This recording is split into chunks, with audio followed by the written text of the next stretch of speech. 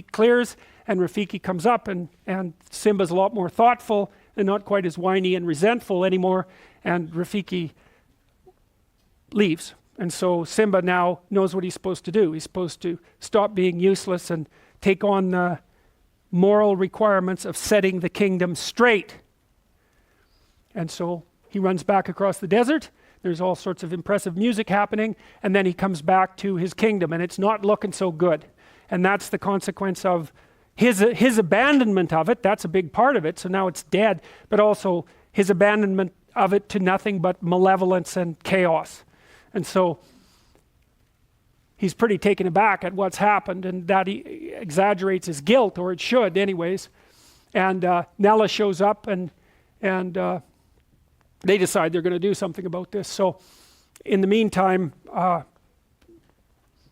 Simba's mother is complaining about the fact that there's no food in the kingdom anymore and that they've gone as far as they can, and Scar doesn't want to hear this, so he attacks her, and Simba decides to go to war. And so this is where he wakes up, and he's willing to encounter the shadow at this point.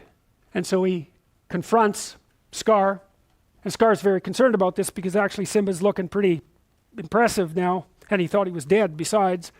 And so he tries to use treachery and whininess and subordination to excuse himself, but he's planning to overthrow Simba nonetheless, to resist him. So he tells Scar to leave. He's going to banish him to the nether regions outside of the kingdom, like Scar did to him. And Scar basically refuses. And then a storm gathers, right? And lights the deadwood around the rock on fire. So we have another kind of descent into hell scene here. Very common in Disney movies, this notion of the hero fighting the evil force on the edge of something that's burning. It's quite a common motif. You see it in Sleeping Beauty, for example. So they have a big war, and Scar ends up putting Simba in the same position that Mufasa was in, and then he whispers to him that he killed his father.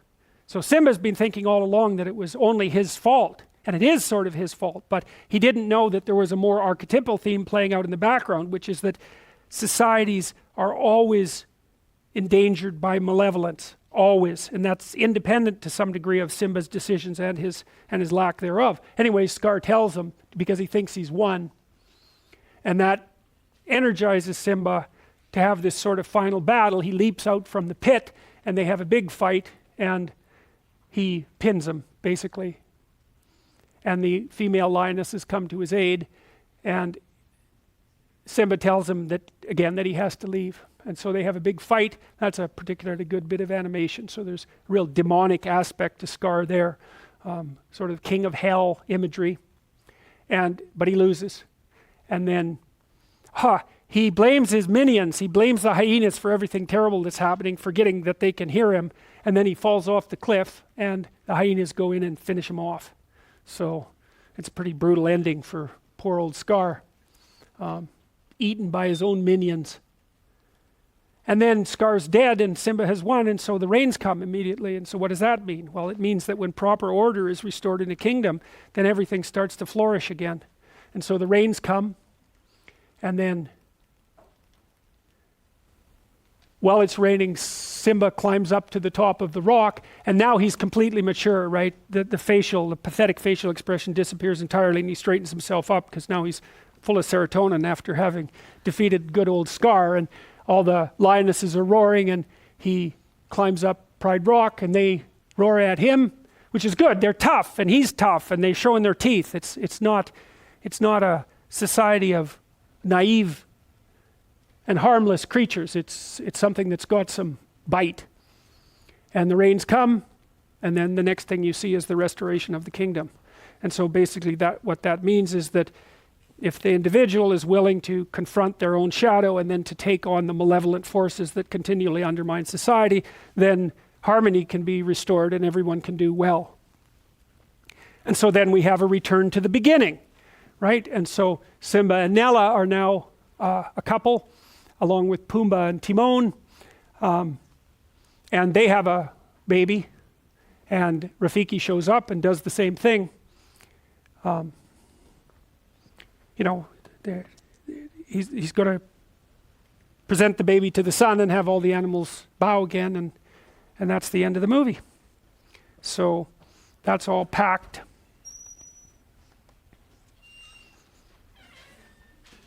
That's all packed into an archetypal tale. And so one of the things that Jung would point out is that you all understood this, right, while you were watching it. Because otherwise, at some level, all of these things made sense. They all cohered, and the narrative appeared to be an appropriate narrative, even when you're a little kid. Because it strikes a chord inside you, and well, that chord, the thing that it strikes inside you, that's the archetype. Because if there wasn't something inside of you, so to speak, that this could communicate with, then it would fall on deaf ears. And it speaks to the part of you that's most particularly human. And it's a story of the development of the sovereign individual. That's the right way to think about it. It's a hero archetype. That's another way of thinking about it. And people are going to get that story one way or another. And now and then a piece of public art comes along like this that does a good job of encapsulating it. It captures everyone's imagination. And so that's why you've all seen it, and why I presume you all enjoyed it when you were kids and maybe still enjoy it now. So, well, that was actually faster than I thought it would be today. So this is what I'm going to do. Well, we've got 20 minutes. So why don't you think for a minute or two, and I'll take some questions, which I don't often do. And they can be any questions about anything we've covered in class. So take a minute and... Yes? This is a question about archetypes. It's like, I have this feeling, sometimes you watch a movie and you feel like you know the character, but it's not exactly that character. Like, what comes to mind is, Gandalf from Lord of the Rings. Like, it feels like you know that sort of wise old man, Archetype. Yeah. Yeah, well, there's not much difference between Gandalf and who's the wizard in Harry Potter? Dumbledore. They could be the same guy. It's right. And so, well, that is precisely the indication of the existence of an archetype. It's like, and a movie, one time a student asked me, well, if there are these archetypes, why don't we just tell the archetype over and over? Why do we need fiction, for example, which is like a bridge? If there's individuals here and the archetype is up here, at a high level of abstraction, fiction sort of fills the gap between them. And so what you want is a story that's archetypal so that you understand its basic structure, but you want enough variation and specificity so that it's new and interesting and also applicable to you. So you have to humanize the archetype to some degree, otherwise it's so abstract you can't relate to it. And good stories really do that. They bridge the gap, and some of them are more personal and less archetypal, but if they're completely non-archetypal, there's nothing about them that captures you. It doesn't have any force. And then if it's too archetypal, well, it gets to be too abstract and you can't relate to it. So good fiction writers and good purveyors of dramatic entertainment, we think about it as entertainment, are really good at occupying that middle position. So, yeah. And they reveal the archetype through the individual. That's one way of thinking about it. And that keeps it fresh. And one of the things that Jung pointed out too was that you're going to be manifesting archetypal patterns of behavior in your life whether you know it or not. Even when you do something like fall in love, because that's going to be a very particular experience for you, but it's also a very common experience at the same time, right? And romance is older than people. That's one way of looking at it. I mean, because sex is older than human beings, and so you're in the grip of something that's really ancient, but at the same time, it's really personal. And so a good novelist or a writer of fiction is able to capture both the personal element of that, to show the transpersonal within the personal. And in some sense, your destiny, proper destiny from a Jungian perspective, is to consciously express an archetype. And so it would be the archetype, there's a bunch of them, but one of them would be the archetype of the hero, and you're supposed to manifest that in the conditions of your own life. So that makes the archetype real in the conditions of your own life. And Jung would also say that when you're doing that, your experience will manifest itself as meaningful. And so it's because in some sense you're acting in accordance with your deepest instincts, technically speaking, right? You're acting out what it means to be human in the world. And you're going to find that meaningful. So, yes. I have a question about the shadow. So Yeah. textbook it says the shadow is formed when your like who you truly are is opposite to like your actions or your behavior. So if for example I'm someone who helps homeless people, but like inside of me like I just help like because it's my moral duty, but like it's not out of love, versus someone like I don't know like they raise up who's like helping but is like appreciating to help. So like if I'm the person who's helping but with no like love and stuff, so is my shadow the opposite of my actions or is it opposite to my intentions or Okay, so the question is about the relationship between the shadow and the... Okay, so the first thing you have to understand with regards to trying to come to terms with the conception of the shadow is to understand the idea of persona. And persona is the you that you present when you want people to accept and like you. Often like. Let's say that you go to a party and you're trying to impress the people that are there and you're trying to get them to like you. And so maybe you get jabbed at a little bit and you laugh and you go along with everyone so that they like you, and then you go home and you're bitterly resentful about the way that you were put down at this party. And that's going to make all sorts of aggressive, I wish I could have said, it's going to make all sorts of aggressive and vengeful thoughts sort of flash through your imagination. Well, the first part of the problem is that you were too much persona, right? You sacrificed yourself in some sense at the party so that people would like you. And in the second part, you're refusing to admit to the existence of those elements of you that would have actually protected you from doing that. So let's say you go home and you're all bitter and resentful and you have fantasies of revenge. I mean, that reveals to you the shadow part of you that's aggressive. And the thing is, you actually need that, because if you would have integrated that more successfully into your personality, when you went to the party, you wouldn't have had to let people put you down to get them to like you. Instead of having a face like this, which says, I'll take anything that's coming my way, you have a face and a stance that's more determined and assertive. And if you manifest that properly, people aren't going to mess with you to begin with. But you may have already adopted a morality that says, well, I have to be likable and I shouldn't do anything that causes any conflict and I shouldn't ever, hurt anybody's feelings. And so you're just to present yourself as a punching bag, and you think that makes you a good person, but it doesn't. And there's no integration of the shadow in that situation. So you see that at the end of the movie, when I mentioned this, when Simba climbs up the rock to take control of it, all the female lionesses bare their teeth and he roars. It's like that aggressiveness is integrated into him. And so resentment is a really good emotion for making contact with the shadow side, because if you're resentful about something, it basically reveals two things. It either means that you're immature and you should stop whining and get on with things. Someone's asked, this often happens with adolescents who are asked, say, by their mother to clean up their room. They get all resentful about it. It's like, shut up and clean up your room. It's not that much to ask. Or, so that can be a gateway into the observation of your own immaturity. Or it's possible that you're resentful because people really have been poking at you too much and taking cheap shots at you and oppressing you. But what that means is that you've got some things to say that you haven't been willing to say or don't know how to say, right? You can't stand up for yourself properly. And in order to do that, you have to grow some teeth and be willing to use them. And again, that's something that might violate your morality, because you might say, well, I shouldn't be able to bite people. And the thing is, yes, you should be able to bite people hard. And if you're able to bite them, then generally you don't have to. But they need to know that you can, because otherwise, especially people who are badly socialized, they'll just keep encroaching on you and encroaching on you and encroaching on you and encroaching on you until you put up a wall. Like someone who's really well put together won't do that, because they're sophisticated.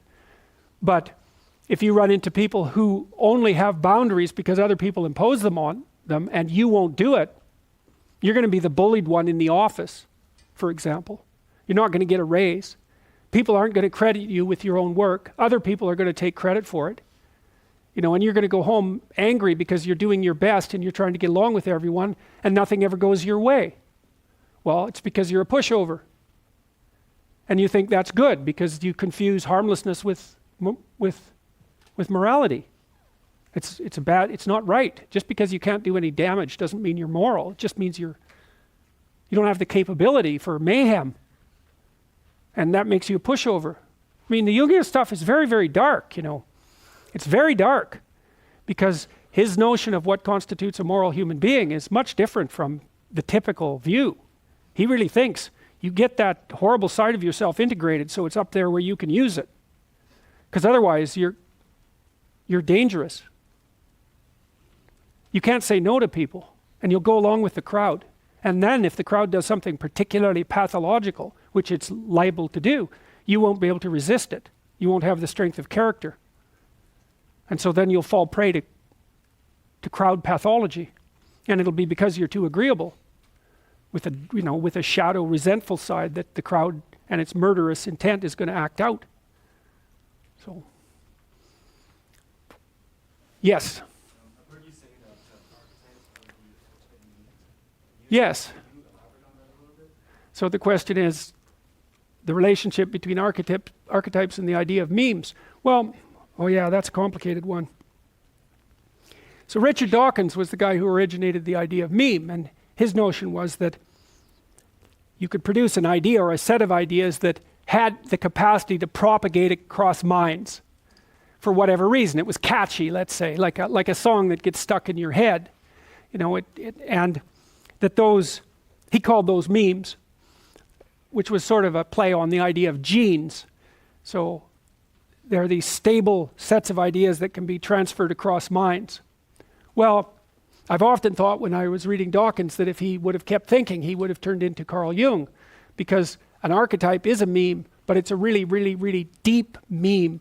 So you can imagine that an idea has been so around for so long, and that people have acted it out for so long that it's actually become part of the landscape that does the selection. So think about it this way.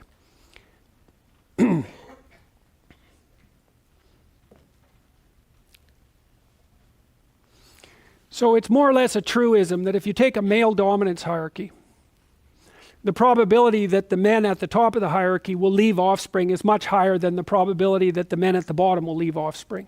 And it's true in many, many species. Now, there's a much higher probability of the average female leaving offspring than the average man. So now then imagine that there's characteristics that push a man up a dominance hierarchy. Okay, and then imagine that there are characteristics that push a man up a set of dominance hierarchies. So that each dominance hierarchy has something in common with all of the others. It's sort of like the idea of a good player of a game being a good sport across games. So then imagine that the idea of the successful male starts to become encapsulated in biology, because the species is going to, the male part of the species at least, is going to be adapting to the selection pressures placed on the male by the male dominance hierarchy. So what happens is you have a competition between men. The men that win the competition find partners and mate.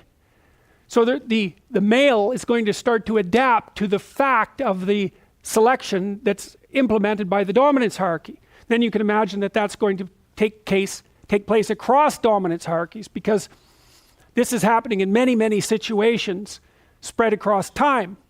And so then the idea of how the proper man should act starts to become incorporated in the biology and also in the expectations of the society. And then that starts to loop. So as the expectations become clearer and clearer, the notion of what it constitutes success becomes clearer and clearer as well, and the two things get tangled together. Now, and I think you can see that, a manifestation of that, whenever you go watch a movie, because you immediately identify the hero and you identify with him. It's like he's the person that your mythological imagination grasps onto, and you play that out using your body as a representational platform when you watch the movie. And so maybe you admire the hero If he's a successful hero, you do. Well, that admiration is the manifestation of the instinct that drives you towards that kind of behavior. And not only can you manifest it, in which case you're likely to feel good about yourself, because you know that sometimes you can feel good about yourself and sometimes not, but you're also going to be able to recognize it when you see it in the world. And that's going to manifest itself in admiration. And admiration is the proclivity to imitate. So the meme can be you can imagine, dominance hierarchies are very, very old. They're like 300 million years old. They've been around a very long time. And the idea that we have an image of what it takes to climb the dominance hierarchy, it's more or less self-evident. Because that's the landscape that selected us. And at the same time, you know, the archetype, the pattern that propagates you up the dominance hierarchy is also the same pattern that makes you attractive to women. They're the same thing. So, and of course that's a massively powerful selection mechanism. And sexual selection has really shaped human beings. It's turned us into what we are. And that's an interesting thing too, because, you know, this is one of the things that really bothers me about the emphasis of evolutionary scientists on randomness. It's like the mutation generation process is random or quasi-random. We don't know that for sure because there is evidence now that you can inherit acquired characteristics, and nobody thought that was possible 20 years ago. So things have taken a very weird twist in the Darwinian world. But for the sake of argument, we could say that the mutation process is random, but the selection process isn't random. It's not even close to random. Ever since creatures have been able to evaluate one another, the selection process hasn't been random. And so basically we're selected by, you could say, by the manifestation of mind in the world. Unless you believe that women, for example, exercise no conscious choice in their mate selection, which seems completely absurd. First of all, men consciously choose who's going to lead them, at least in part, you know, who's going to succeed in a hierarchy. And women consciously choose their sexual partners. So the idea that the selection process, that the evolutionary process is random it's an absurd proposition. Sexual selection makes it non-random. And Darwin knew that. He emphasized sexual selection a lot, but modern biologists since the time of Darwin, except for the last about 20 years, downplayed the role of sexual selection. And I think the reason for that is that it brings mind into the evolutionary process in a way that they don't like. And no wonder, it's complicated, you know. It's like, to some degree, we're consciously directing our own evolution, at least through the mechanism of selection. So. To add one more, why did you say that? So Richard Dawkins didn't get that and Carl Jung did? Yes, well, Dawkins just thought of memes as something that he never thought about them as something that could last long enough to play a role in selection itself. You know, he thought about them more as parasitical cognitive entities, I would say, that just sort of floated on the surface of the mental landscape. He never grappled with the idea that a meme could be something that could last for hundreds of millions of years, roughly speaking. So, we got time for one more question if anybody has. Yes? Hey, you said the most unhappy people are liberal men? Yes, from a political perspective. Like if you divide people by their political affiliation, it looks like liberal men are the most unhappy. Just happens to be the case. Do you have any idea why? They're higher in neuroticism. I think the openness probably contributes to it as well, but we don't, and also possibly the low conscientiousness. When my graduate students come in, or one of them anyways, we're going to talk about this in some detail, because she's going to tell you, because we've also looked at the personality predictors of political correctness, which is extraordinarily interesting as well, because it doesn't really seem to fall exactly on the liberal-conservative continuum. So we'll talk more about that when we get into the Big Five part of the course. Okay, good. We'll see you on Thursday when we're going to do a speed